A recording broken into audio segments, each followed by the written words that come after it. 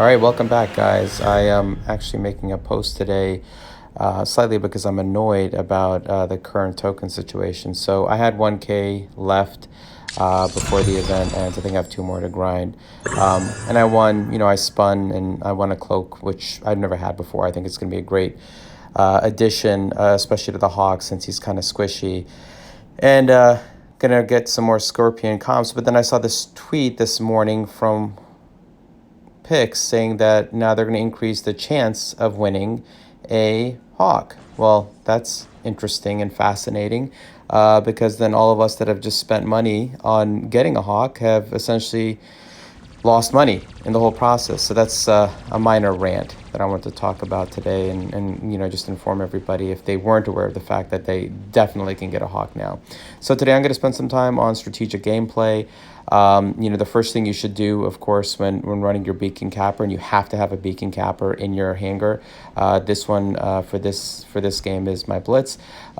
Is really build up the pilot skills so that they reflect beacon capping strength. So on this blitz, I have two pilot skills that buff the damage and buff the defense points after I get a beacon. So you can see here I'm running in the top left-hand corner, increase damage for several seconds and increase defense points for several seconds. And I can essentially run this blitz for a while. The key, of course, is making sure once those defense points and increased enhanced damage run out is to actually hide. So I play the blitz strategically in that sense. So I make sure that I can at least get a damage reduction or suppression fired onto the incoming bot. And then I go after the bot. In this case, I'm kind of looking and trying to help my clanmate, and it's actually not a clanmate, it's a teammate. You have to pay attention and have the situational awareness. So after he grabbed the beacon, I'm looking around. It's always good to kind of just do a 360, see where everybody is. And then, I fire the suppression and I chase after this Spectre here. Grab the beacons. That's the key thing I think a lot of folks tend to forget. And from a strategic perspective, that's going to really bump up your honor points. It'll help you grind out more silver. So at this point, we're pretty much ahead in terms of capturing beacons. And I've got, again, now defense and enhanced damage going with my blitz. Ravenas usually are pretty susceptible to the blitz Corker build. So it's a highly recommended build for this Ravena era. And you can see here, you can just kind of keep on pushing your way through and trying to capture either or kill leeches or Ravenas.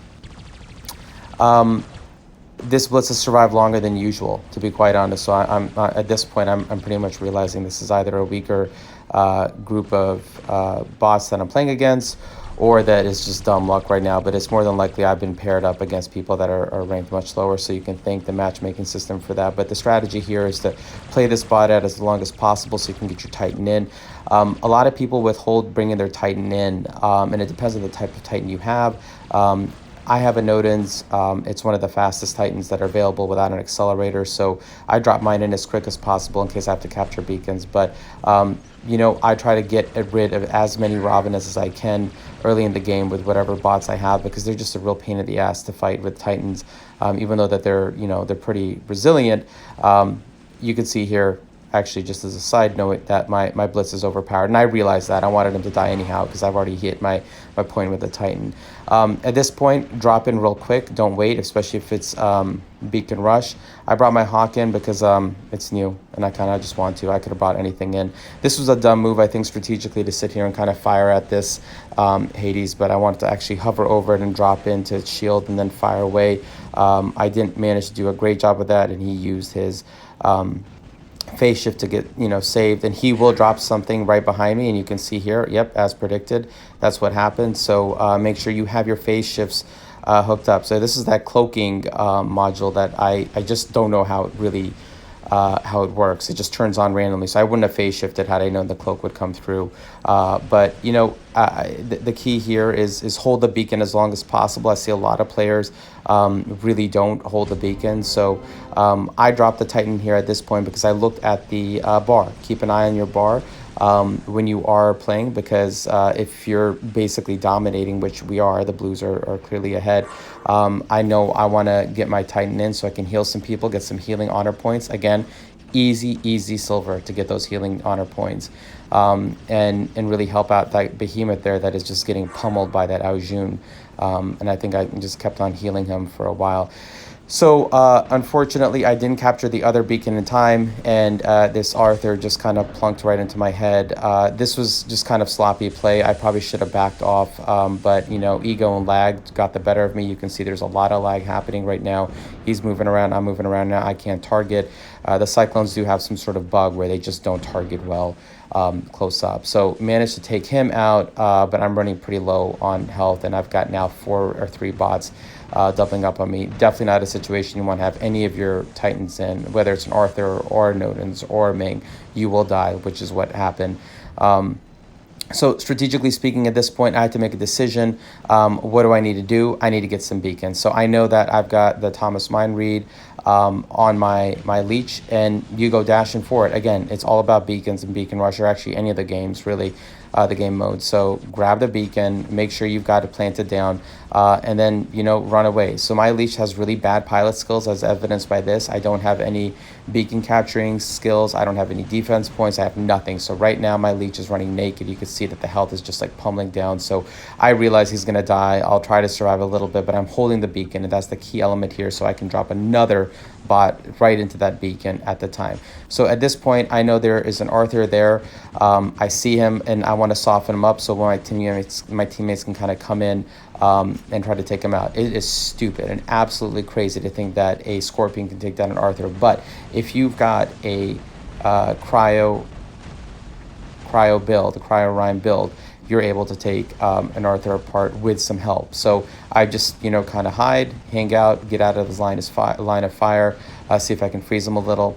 I see that there's somebody there on the left. It happens to be another Arthur, so I'm like, okay, great. Let me go back in, freeze him a little bit more, and help him out so we can take him apart slowly. Again, the key here is to hold the beacon, so I'm just staying put. It's not like I'm trying to leave my teammates out, but I see that there was a bot, a red, below me, and you want to make sure that you can actually hold that. So, well, essentially you can take the game.